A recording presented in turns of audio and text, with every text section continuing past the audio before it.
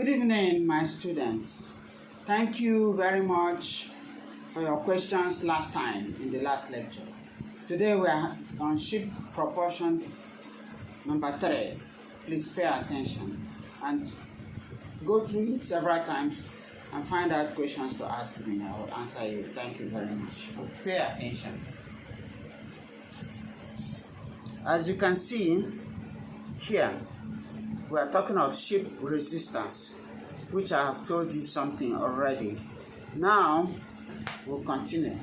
You can see that the bare hull resistance comprises of total resistance, residual resistance, and frictional resistance.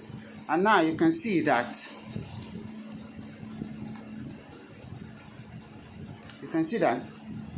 S is the undersurface area, and F is a factor derived by Freud, and is in that book I recommended for you. It's in a table. So, and this is the speed of the ship. With that, you can get the frictional resistance. Okay. International Towing Tank Convention was held in 1956, in which case all the towing tanks of the world now grouped together to conduct experiments in their various places and get results for flat plank according to the suggestion of William Freud. And they were able to get the frictional resistance of flat planks of known surface area at different speeds. And all these were collected, and this factor, which is called the frictional resistance coefficient, is derived based on this formula, based on Reynolds number. You see? Now, this is how to calculate the frictional resistance, both for the model and for the ship. Okay. Now, to calculate the residual resistance, you can see here, this is the residual. It is through experiments. This can only be done through what? Experiments. Through the model testing experiments. As I described it to you before. You obtain the total resistance minus the frictional resistance you calculate from this formula for the model, and you get the residual resistance. With this factor, you can convert this thing you got, the residual resistance, to the residual resistance of the ship. And from there, if you calculate the frictional resistance of the ship using these formulas, you can get what? The total resistance. You can get the total resistance, and that's very simple. Now, but how do you tow the model? You tow the model, are you going to tow it at the same speed as the ship? Of course, no. Why? Because there is a law of comparison.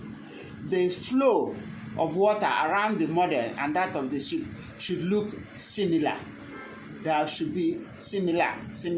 So just like we had a similar model, so also the flow around it will be the same, so that the gravitational forces acting on the water surface will be similar in scale. So William Freud suggested that in order to obtain that, he observed that when the Freud number, this is the Freud number which you have done in your fluid mechanics, when the fluid number of the model is the same as that of the ship, then the flow around the model is similar to the flow around the ship, and therefore you can now take a measurement of total resistance.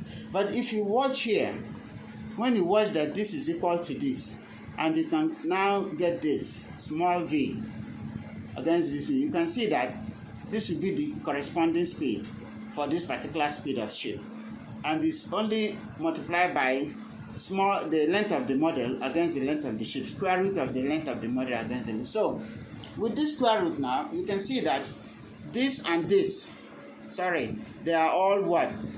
This is going to be a small fraction number. A fraction multiplied by this will give you a smaller speed. And once it gives a smaller speed of towing the model, that is the corresponding speed, then you can be able to carry it out experimentally, and that's what happens. But in the frictional side, which is connected with the Reynolds number, as you can see, the Reynolds number, because it has something to do with the kinematic viscosity of water.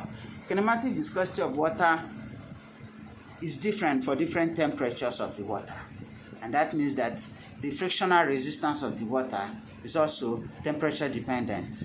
All right, now let us say that we want to follow this mass law, which means that this for the model and this equation for the ship will be equal, as you see here, and then we derive the corresponding speed here, and you see it, big L over small l. This will give you a multiple of number. Assuming the length of the ship is 100 and the length of the model is 10, it will be 10 times the speed of the ship, which is a very big number. To be able to tow this model at this high speed, it will not be possible. In order to obtain similarity in terms of frictional resistance, so that this Reynolds law is not observed in the resistance model. So we can only be able to observe the frictional side, I mean the fluid Williams side, which concerns the gravitational force, that is the wave forces. So by the time you get the total resistance, you can plot a graph of total resistance against speed to get a curve of resistance. So, and you know that when you multiply the resistance by the speed of the ship, you can get the power, the effective power required. And also, we can do empirical estimation of power, not through this rigorous experimental way, but there is a shortcut way, which is called Admiralty formula. You see the Admiralty formula? Yes. This Admiralty formula is derived by numerical analysis in fluid mechanics, and you can see that what we need there is this factor, Admiralty coefficient, and this Admiralty coefficient is obtained by experiment, by taking similar vessels. So if for a type of vessel you have an accurate value of this Admiralty coefficient AC, you can be able to bang it in this formula to get the power. Right? You see? Very simple. But again, there are other methods, more rigorous methods, because there are different types of ships. And so we have the Hothrop and Manning's method, and where the Goodhammer have other method, and many other methods which are used to obtain the power of the ship. But that's for further studies. Okay, now you can see that for powering of the ship, you have PE is equal to, this is effective power.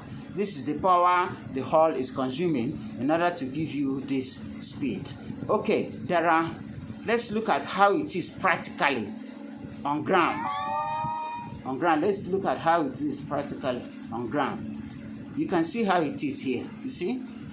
Whereby, in order to realize this, the ship itself takes effective power to give you the speed.